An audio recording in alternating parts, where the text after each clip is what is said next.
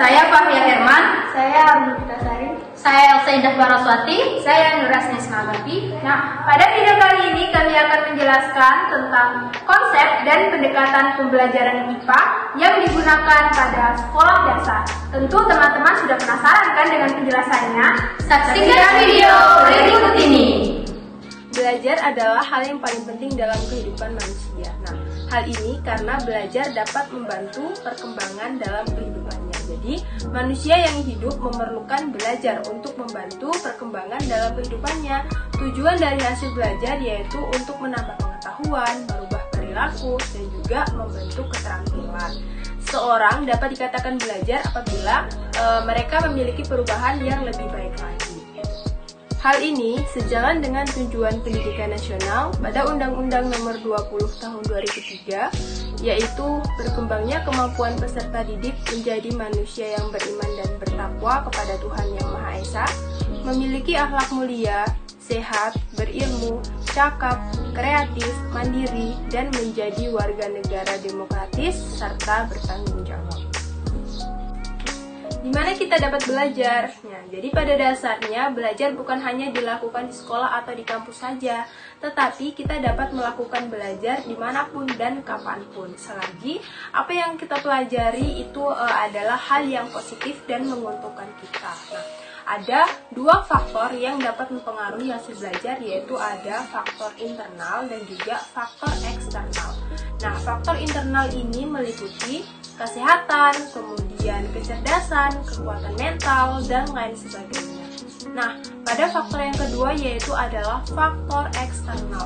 Faktor eksternal adalah faktor yang berasal dari luar diri seseorang. Misalnya adalah lingkungan keluarga, lingkungan sekolah, dan juga lingkungan bermain. Sehingga kita sebagai teman atau guru harus menciptakan lingkungan belajar yang baik untuk seseorang, sehingga mereka mendapatkan nilai-nilai yang positif dan juga dapat mempengaruhi perilaku mereka berubah menjadi lebih baik lagi. IPA atau sering dikenal dengan sains merupakan pembelajaran mengenai alam di lingkungan sekitar. Jadi, IPA itu adalah pembelajaran mengenai alam yang ada di lingkungan sekitar kita. IPA memiliki 4 unsur. Yang pertama, yaitu IPA sebagai produk. IPA sebagai produk meliputi hukum-hukum, prinsip, atau konsep. Yang kedua, IPA sebagai proses. Nah, IPA sebagai proses ini adalah bagaimana kita melakukan kegiatan gitu. Jadi melakukan kegiatan atau memecahkan masalah sesuai dengan hukum atau unsur-unsur atau teori yang kita gunakan. Yang ketiga, IPA sebagai aplikasi.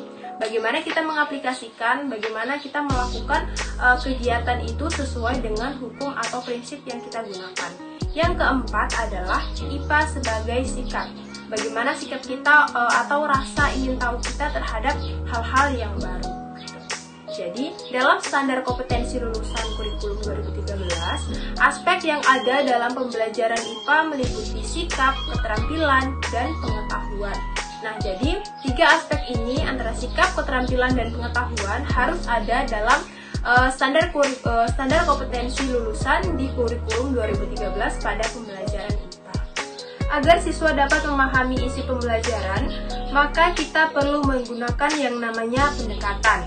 Pendekatan adalah pandangan terhadap pembelajaran yang dapat melatari metode dalam suatu proses pembelajaran. Nah, dengan adanya penggunaan pendekatan, maka akan memudahkan siswa untuk memahami materi yang disampaikan. Jadi, dengan adanya pendekatan ini, siswa akan lebih mudah untuk memahami materi-materi, misalnya materi IPA dengan mengusung konsep terpadu. Nah, itu sehingga kita memerlukan adanya pendekatan agar siswa itu lebih mudah memahami pembelajaran yang kita sampaikan.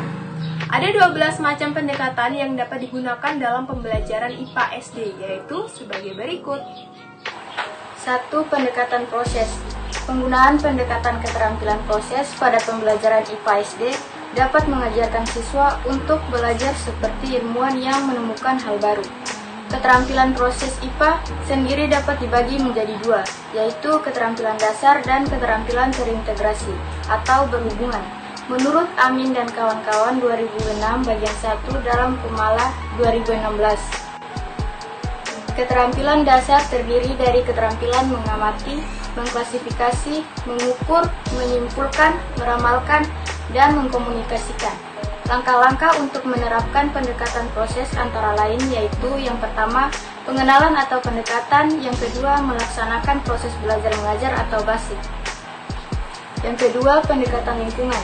Pendekatan lingkungan merupakan pendekatan yang digunakan dalam pembelajaran IPA dengan cara membiasakan siswa untuk memperlakukan dan menggunakan lingkungan secara bijaksana. Pendekatan lingkungan lebih menekankan lingkungan sekitar sebagai contoh atau sarana belajar. Dengan lingkungan, peserta didik diharapkan dapat mengembangkan sikap peduli dan cinta terhadap lingkungan, serta dapat mengembangkan keterampilan dalam mengelola lingkungan sekitar. Pentingnya pembelajaran dengan menggunakan pendekatan lingkungan agar siswa lebih dekat dengan lingkungan, serta mampu untuk menjaga, mengolah, dan melestarikan. Yang ketiga, pendekatan faktual. Pendekatan faktual adalah cara yang digunakan guru dalam pembelajaran untuk mengajarkan ilmu pengetahuan alam dengan menyampaikan penemuan dari kegiatan IPA kepada peserta didik agar dapat memperoleh informasi. Metode pembelajaran yang tepat digunakan dalam pendekatan ini yaitu dengan cara membaca, mendemonstrasikan, menyampaikan pendapat, serta melakukan latihan-latihan. Pemberian pembelajaran yang nyata atau faktual dapat membantu peserta didik untuk mengingat pembelajaran yang diberikan. Hal ini dikarenakan informasi faktual terbilang menarik untuk dipelajari dan mudah dipahami, karena menggunakan contoh atau pengistilahan yang nyata yang dapat membuat ingatan tersendiri pada kemampuan kognitif peserta didik. 4. Pendekatan nilai. Pendekatan nilai merupakan cara pengajaran IPA yang menekan pada pengembangan karakter nilai, misalnya nilai moral atau etika maupun nilai sosio-budaya dalam suatu tindakan. Jadi pendekatan nilai ini lebih menekankan pada baik atau buruknya suatu tindakan. Jika kita menghubungkan dengan pembelajaran IPA, kita misalkan pada pembelajaran keanekaragaman hayati. Nah, untuk melindungi jenis-jenis keanekaragaman hayati, misalnya pada saat penangkapan ikan, itu penggunaan bahan peledak dalam menangkap ikan itu apakah nilai moralnya itu baik atau tidak, atau dampak dari penggunaan bahan peledak ini baik untuk lingkungan pantai atau tidak, seperti itu. Yang kelima, pendekatan saintifik merupakan pembelajaran yang menerapkan langkah-langkah sains dalam membangun pengetahuan peserta didik. Jadi langkah-langkah sains itu diantaranya ada mengamati. Di sini siswa diberikan suatu objek, jadi guru memfasilitasi siswa untuk belajar dengan cara mengamati objek, bisa melalui mendengarkan atau mengamati fenomena-fenomena alam. Selanjutnya menanya. Nah, pada kegiatan menanya ini, guru memberikan kesempatan kepada siswa seluas-luasnya untuk memberikan pertanyaan. Misalnya, pada saat proses pengamatan terjadi, hal apa yang dirasa kurang mengerti atau hal apa yang dirasa asing, siswa dapat melakukan kegiatan menanya ini kepada guru ataupun teman di sekitar mereka. Selanjutnya yaitu mengumpulkan informasi. Setelah melakukan kegiatan mengamati dan menanya, dari proses kegiatan menanya tadi muncullah pertanyaan-pertanyaan dari dalam diri siswa tentang apa yang terjadi sehingga objek tersebut menjadi seperti itu. Misalnya dalam kegiatan pengamatan jati hijau daun,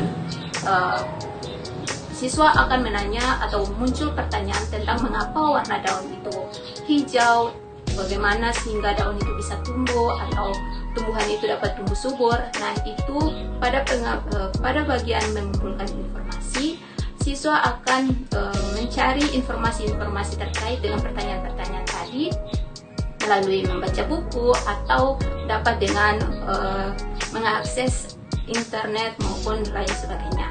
Selanjutnya menalar. Nah, setelah mengumpulkan informasi dari berbagai sumber tadi, siswa akan menalar atau berpikir dengan menghubungkan antara pertanyaan dengan alasan atau penyebab dibalik pertanyaan tersebut atau kejadian tersebut.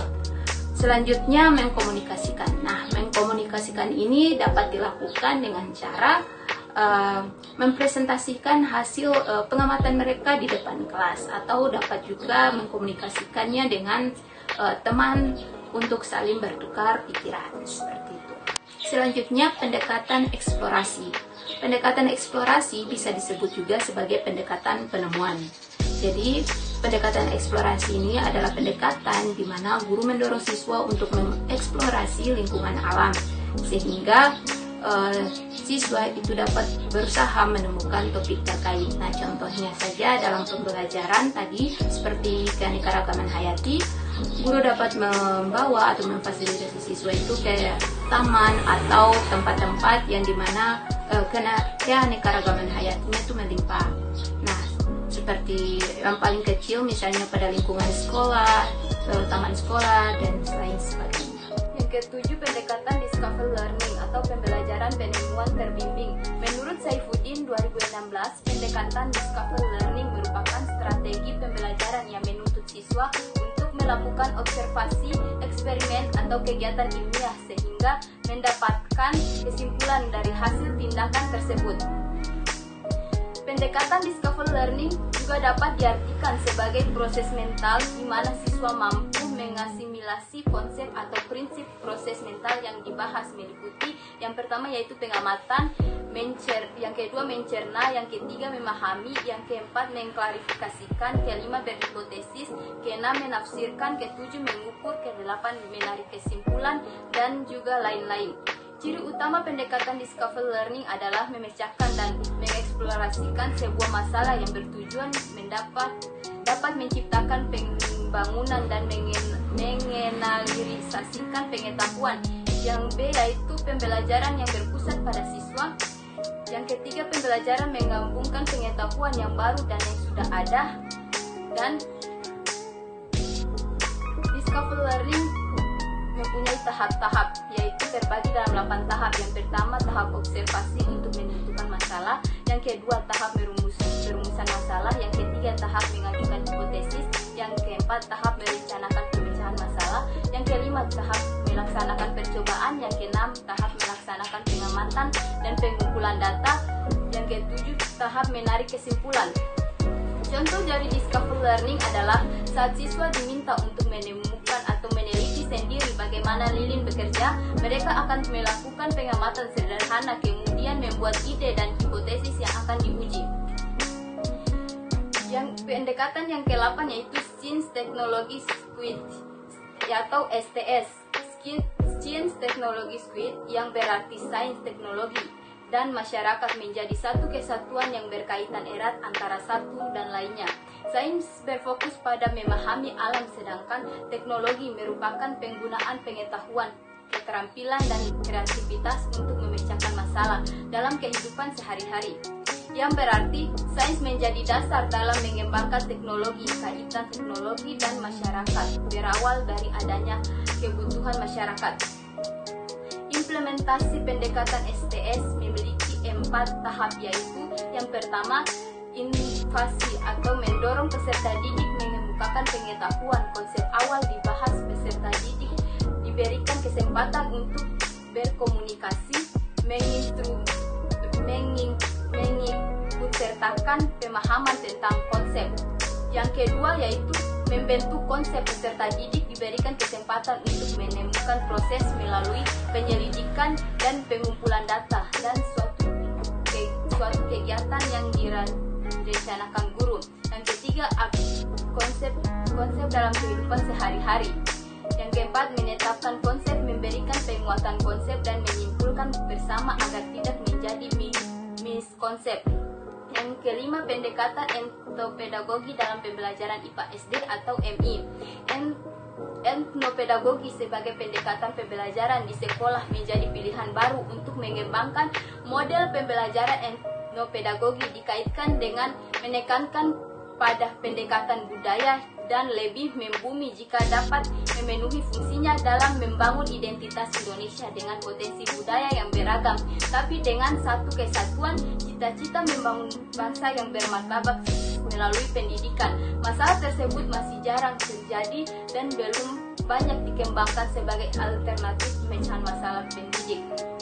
sekuler dan pembaikan berpendapat globalisasi telah melahirkan nilai-nilai baru, cara hidup baru, model interaksi sosial baru yang konsekuensinya meliputi kesenjangan sosial yang parah, terganggunya kerukunan antara sesama manusia dan antar etnis, timbulnya konflik antara siswa, perubahan nilai dan fungsi keluarga, individualisme dan apatis, gaya hidup dan hedonitis, kurangnya rasa persatuan dan kesatuan, hilangnya rasa cinta terhadap produk dalam negeri, rasa cinta penghargaan terhadap nilai-nilai budaya lokal, melemah rasa jati diri bangsa.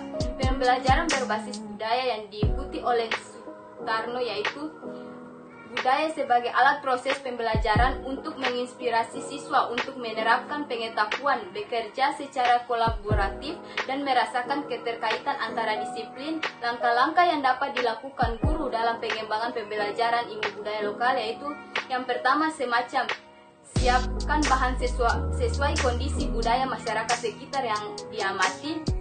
Yang kedua, membuat bahan ajar yang dipadukan dengan pengajaran budaya lokal yang akan diamati. Yang ketiga, merencanakan pembelajaran yang akan digunakan sesuai tujuan pembelajaran. Dan yang keempat, pilihlah media pembelajaran atau video. Siswa dituntut mampu mengintegrasikan budaya lokal dengan konsep-konsep yang dipelajari di sekolah. Yang kelima yaitu pembelajaran dimulai dengan eksplorasi prior budaya siswa yang akan diintegrasikan ke dalam pembelajaran IPA dan bimbingan siswa untuk menghubungkan budaya mereka dengan konsep-konsep ilmiah. Selanjutnya, pendekatan Guide Discovery Learning atau temuan terbimbing. Nah, untuk pendekatan Guide Discovery ini, menurut Agent dan Page pada tahun 2012, halaman 177, pendekatan Guide Discovery Learning ini adalah pendekatan mengajar di mana guru memberikan peserta didik contoh topik spesifik dan membantu siswa untuk memahami topik-topik tersebut. Nah, maksudnya adalah sebuah metode pengajaran di mana seorang guru memberikan siswa contoh topik tertentu dan membimbing mereka untuk memahami topik tersebut. Selanjutnya, pengumpulan data atau collection, kemudian pengolahan data atau data processing, dan yang terakhir verifikasi. Nah, untuk pendekatan ini ada kelebihan dan kekurangan. Untuk kelebihannya yaitu dijabarkan oleh Marzano dalam Markaban 2008, yaitu yang pertama, siswa dapat berpartisipasi aktif dalam pembelajaran yang disajikan, kemudian menumbuhkan sekaligus menanamkan sikap inquiry, mencari atau menemukan, kemudian selanjutnya mendukung kemampuan problem solving siswa, selanjutnya memberikan wahana interaksi antar siswa maupun siswa dengan guru. Dengan demikian, siswa juga terlatih untuk menggunakan bahasa Indonesia yang baik dan benar. Selanjutnya, materi yang dipelajari dapat mencapai tingkat kemampuan yang tinggi dan lebih lama membekas karena siswa dilibatkan dalam proses menemukannya. Nah, selanjutnya ada pun dari kekurangan dari pendekatan Guide Discovery ini yang dijabarkan oleh Markaban juga ya, yaitu yang pertama, untuk materi tertentu waktu yang tersita lebih lama. Tidak semua siswa dapat mengikuti pelajaran dengan cara ini. Kemudian, tidak semua topik cocok disampaikan dengan model ini. Umumnya, topik-topik yang berhubungan dengan prinsip dapat dikembangkan dengan pendekatan penemuan terbimbing. Selanjutnya, untuk pendekatan konseptual lingkungan. Pendekatan konseptual lingkungan adalah salah satu yang sering digunakan guru. Melalui pendekatan konseptual ini, guru membimbing dan membina siswa dalam memahami topik dengan memahami konsep-konsep terkandung dalam semua kegiatan pembelajaran untuk menguasai konsep dalam pelajaran. Nah, untuk pendekatan ini sebagai suatu strategi pembelajaran yang lebih mendekatkan siswa pada lingkungan sekitarnya, diharapkan dapat memfasilitasi siswa dalam proses pembelajaran konkret, serta diharapkan mampu mempermudah siswa untuk memahami suatu materi. Dapat ditarik kesimpulan yaitu yang pertama, ilmu pengetahuan alam atau sains merupakan kumpulan pengetahuan mengenai gejala-gejala alam yang tersusun secara sistematis. Nah, IPA ini memiliki 4 unsur yaitu IPA sebagai produk, IPA sebagai proses, aplikasi IPA dalam kehidupan sehari-hari, dan IPA sebagai sikap. Nah, Nah, ruang lingkup pembelajaran IPA di SD disesuaikan dengan tingkat kebutuhan peserta didik dan peningkatan hasil belajar yang mengacu pada aspek spiritual, sikap, pengetahuan, dan keterampilan. Nah, secara garis besar, pembelajaran IPA di sekolah dasar terdiri atas konsep alam semesta, konsep biologi, konsep kimia, dan konsep fisika yang dikembangkan secara sederhana dan konseptual. Nah, selanjutnya yang kedua, penerapan IPA dalam K13 pada jenjang pendidikan di sekolah dasar mengharapkan IPA dapat dilaksanakan dengan menekankan pembelajaran saling temas atau sains, lingkungan, teknologi, dan masyarakat. Sehingga pembelajaran IPA di SD tidak hanya belajar mengenai konsep-konsepnya, namun juga pengembangan sikap dan keterampilan ilmiah. Nah, selanjutnya yang ketiga yaitu penerapan konsep pembelajaran IPA sekolah dasar mengusung konsep terpadu. Nah, terpadu ini artinya adalah dilebur atau dijadikan satu. Hal ini dikarenakan dalam pembelajaran IPA tersebut belum memisahkan antara pelajaran fisika, IPA maupun biologi. Pada usia anak sekolah dasar diberikan pengetahuan faktual atau fakta yang terjadi di sekitar mereka. Dengan hal ini, mereka dapat melihat, mendengar, bahkan merasakan sendiri kejadian yang dialami. Nah, dari kejadian yang dialami tersebut yang kemudian dapat membentuk pengetahuan yang tersistematis atau tersusun. Nah, selanjutnya pendekatan pembelajaran yang digunakan dalam pembelajaran IPA SD adalah pendekatan yang dapat mengarahkan siswa dalam memahami materi IPA yang disampaikan dengan cara atau sudut pandang yang berbeda. Tujuan dari pendekatan pembelajaran ini yaitu agar siswa dapat mencapai tujuan pembelajaran yang disampaikan oleh guru. Nah, adapun juga terdapat 12 macam pendekatan pembelajaran IPA di SD ini yang dapat digunakan. Di antaranya pendekatan proses, pendekatan lingkungan, pendekatan faktual, pendekatan nilai, pendekatan etnopedagogi, pendekatan scientific, pendekatan exploratory discovery, pendekatan discovery learning, pendekatan science technology society atau STS, pendekatan etnopedagogi, pendekatan guide discovery, dan pendekatan CTL, pendekatan konsep dan pendekatan lingkungan.